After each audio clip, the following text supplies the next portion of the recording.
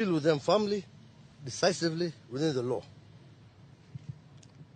And for now, the total damages, we have police vehicles, those which smashed windscreens, are 5 in number, and 1 owned by a civilian. The police officers who were injured are 6, including me. You can see, this is a rock. So, if you tell me this is unarmed and a peaceful protest, you know what it means.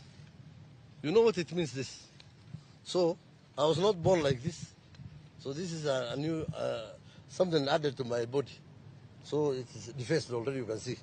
So na nimeumia na tunasonga mbele. Kwa hivyo, kwa sasa tunaendelea, bado tunapambana na watu kule upande ya Kasarani, na we'll deal with them according to the law.